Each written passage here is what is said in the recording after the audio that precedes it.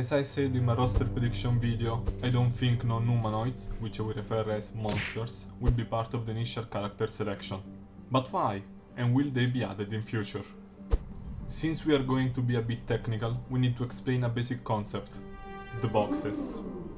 Every game, in order to make an interaction between two models successful, needs to dumb it down to simple geometric forms that overlap on each other. That's where boxes come from. Usually, boxes are divided in hitbox and artbox, where the hitbox gives damage and the artbox receives damage. But in general, this concept works for every interaction in a game, being even picking up items. Since fighting games are very PvP oriented, they tend to cater to a more competitive audience, which means that these games needs to be really precise and flawless in many aspects to emphasize the skill of the player, like ping, input lag and hitbox overlap. Now, let's see how a human like Yasuo and a potential monster like Hecarim could have heart boxes distributed on their model.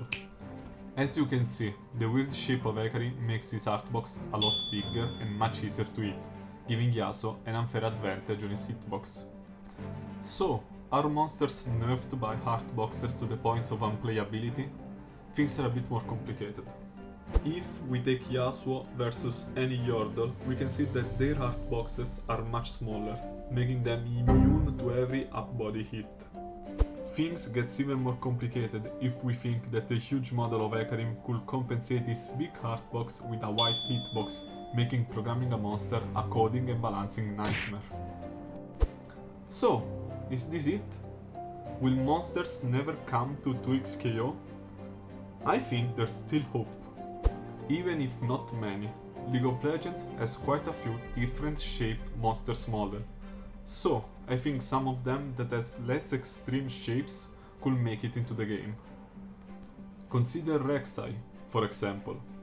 Her artbox will be way longer behind her, but that's a difference that doesn't produce an advantage to the opponent, since in fighting games it's fairly difficult to hit someone from behind without the character turn automatically at you. And the hitbox will be of an acceptable range, excluding some moves where she could lose her tail, making her an overall balanced pick. But she is not the only one. I think that Alistar, Bard, Kha'Zix, Vel'Koz, Blitzcrank, Nunu, Fiddlestick, Tahm Kench and Warwick could be part of the roster at some point. I'm excluding for the moment characters like Galio or Volibear, cause I'm not sure yet if 2xKO would add Titanic characters, and is a topic for another video. Now, that's everything I have for you today regarding this topic. Let me know in the comments your impression, or if you'd like me to go deeper into every mentioned champion in a dedicated analysis. This is SoyGyoza, and we will see each other in the next video. Take care on the Rift!